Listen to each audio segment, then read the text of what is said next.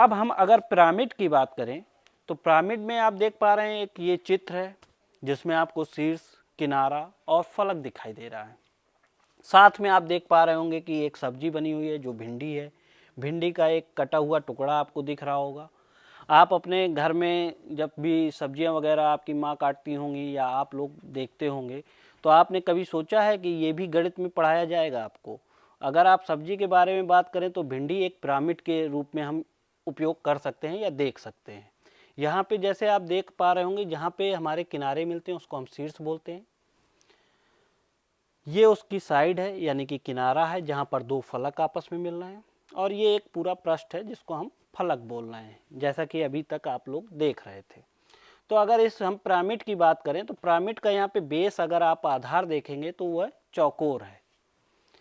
जब हम चौकोर लेते हैं पिरामिड तो उसमें फलक अगर हम गिनेंगे तो कितने फलक होंगे?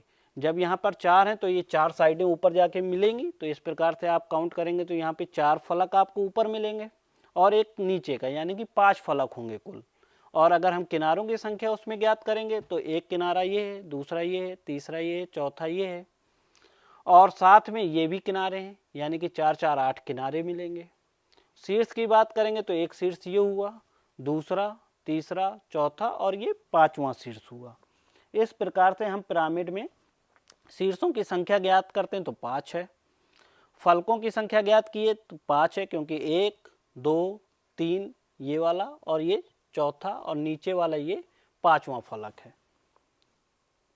इसी प्रकार से हमने उसमें किनारों की संख्या भी ज्ञात की थी तो वो भी 8 थी।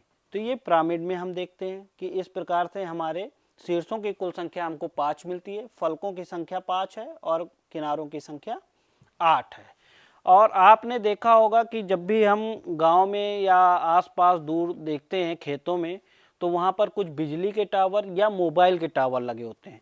तो मोबाइल के टावर को आप इससे कंपेयर करके आप देखिएगा और सोचिएगा कि क्या ये एक पिरामिड का उदाहरण है? जी हाँ, ये एक पिरामिड का ही उदाहरण है। अगर आप इसको देखेंगे तो इसमें भी हम देख सकते हैं इसका आधार एक चौकोर है या वर्गाकार है, और इसमें जो किनारे हैं 1 2 3 4 और नीचे 4 हैं, यानी कि कुल 8 किनारे हैं। और अगर हम शीर्ष की बात करते हैं तो एक शीर्ष हुआ, दूसरा, तीसरा, चौथा और 5वां, यानी कि नीचे भी हमारे 4 शीर्ष और एक ऊपर है, तो कुल हमारे कितने 5 शीर्ष हुए। तो इस प्रकार से आप अपने खेतों पे या कहीं पे भी आपके गांव में आसपास दिखें आपको, तो आप इनको देख के आप देख सकते हैं कि ये हमारे गणित का ही एक भाग है। अब हम देखते हैं कि इनकी आपस में संबंध क्या होता है। जैसे घन, घना, प्रिज्म और पिरामिड हमने पढ़ा, तो हमने इसमें फलक ज्ञात किए, शीर्ष ज्ञात किए और उसमें कोरों की संख्या को हमने ज्ञात किया। तो इसमें हम एक संबंध भी पता करना चाहते हैं कि आखिर ऐसा क्या है कि सब में फलक, शीर्ष और कोरों को हम गिन रहे हैं। तो इसका क्या ऐसा हो सकता है कुछ कि हम कोई एक ऐसा संबंध या वो स्थापित कर लें ताकि हम आगे अगर हमको 2 चीज़ें पता हैं तो हम तीसरी चीज़ को ज्ञात कर सकें। आइए उसको देखते हैं। यहाँ पर आप देख पा रहे होंगे कि एक सारणी दिख रही है या एक टेबल दिख रहा है। इस टेबल में अगर हम देखें तो एक तरफ हमने नाम लिखा हुआ है पहले कॉलम में, जिसमें आपको घन दिख रहा है, घनाभ दिख रहा है, प्रिज्म दिख रहा है, पिरामिड दिख रहा है लिखा हुआ।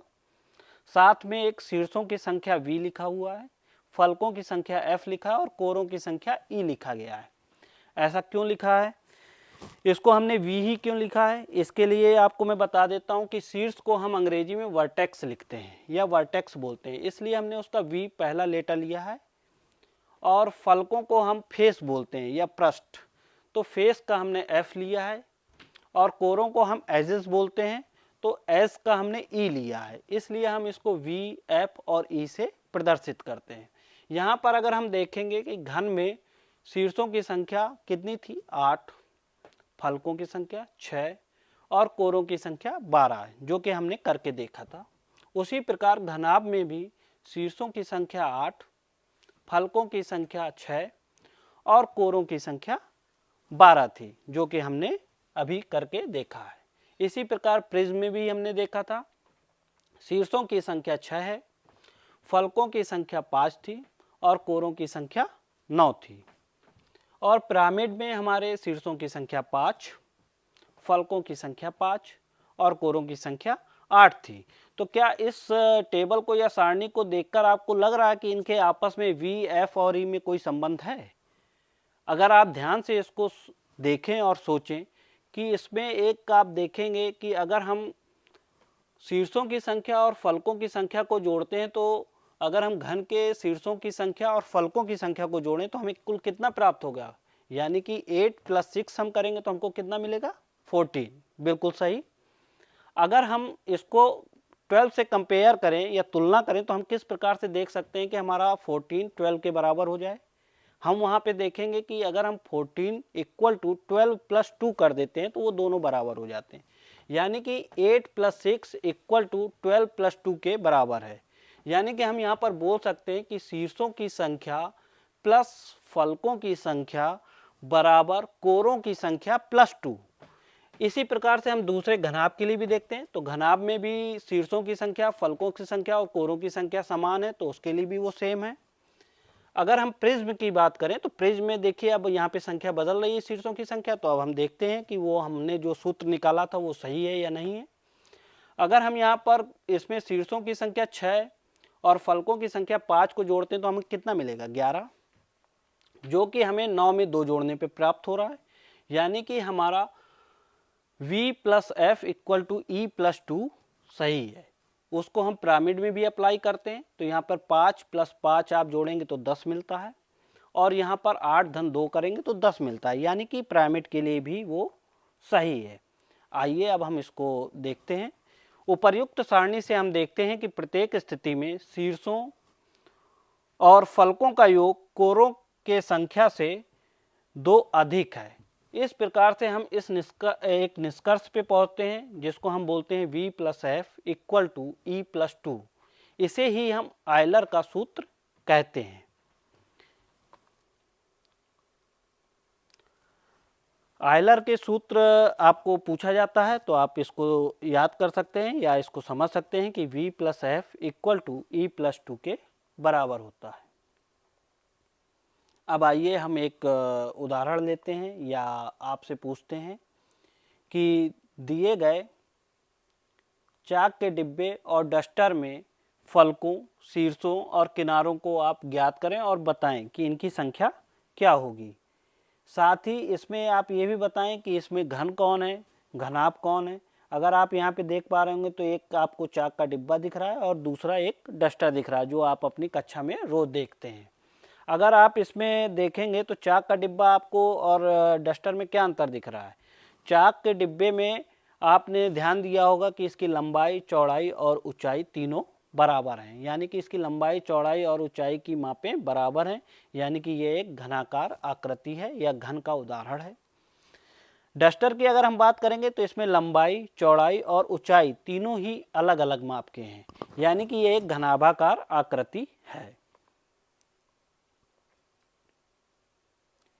इसमें जैसा कि हम अभी देख चुके हैं कि शीर्षों की संख्या, फलकों की संख्या और कोरों की संख्या हम किस प्रकार से ज्ञात करते हैं। अगर आप चाक के डिब्बा में शीर्षों की संख्या की बात करेंगे तो आप देख सकते हैं 1 2 3 4 और 4 नीचे हो जाएंगे, यानी कि 8 शीर्ष। और फलकों की संख्या हमने अभी ज्ञात की थी, अगर आप देखेंगे 1 2 3 4 5 6 फलक हो गए। और कोरों की संख्या भी अभी हमने निकाली थी जो कि 12 थी। घन और घनाभ में शीर्षों की संख्या, फलकों की संख्या और कोरों की संख्या समान होती है। अंतर क्या होता है, अंतर ये होता है कि घनाभाकार जो आकृति है, जैसे कि डस्टर है, डस्टर में लंबाई, चौड़ाई और ऊंचाई तीनों अलग अलग माप की होती हैं, जबकि घन में तीनों लंबाई, चौड़ाई और ऊंचाई एक ही माप की होती हैं। यह एक विशेष चीज है जिसको आपको ध्यान देना है। जैसा कि आप अभी यहाँ पे देख पा रहे हैं कि एक चित्र है जो कि हमने बताया था कि भिंडी भी एक पिरामिड के रूप में हम देख सकते हैं। तो उसके लिए एक खास बात है कि अगर कोई भी पिरामिड का आधार के ऊपर डिपेंड करता है कि पिरामिड का जो आधार होगा उसके अनुसार उसमें फलक और किनारे चेंज हो जाते हैं और शीर्ष भी चेंज हो जाते हैं। अगर हम यहाँ पे कोई पिरामिड लेते हैं जिसका एक आधार एक त्रिभुज हो तो उसको हम चतुष्फलक कहते हैं। क्यों कहते हैं वो भी हम करके देखते हैं। अभी आपको यहाँ पे एक त्रिभुज दिख रहा होगा, त्रिभुजाकार पिरामिड दिख रहा है जिसमें आधार एक त्रिभुज लिया गया है। अगर हम इसमें शीर्षों की बात करें तो 1 2 3 4 शीर्ष हैं केवल। और अगर हम फलक की बात करें तो एक फलक आपको ये नीचे का दिख रहा है, एक ये साइड का है, 2 और एक आपको ये दिख रहा है। इस प्रकार से इसमें 4 फलक हैं। और इसमें अगर हम किनारों की बात करें तो 1 2 3 किनारी, 1 2 3 और पीछे की तरफ हो जाएंगी। इस प्रकार से हम किनारों को गिन सकते हैं।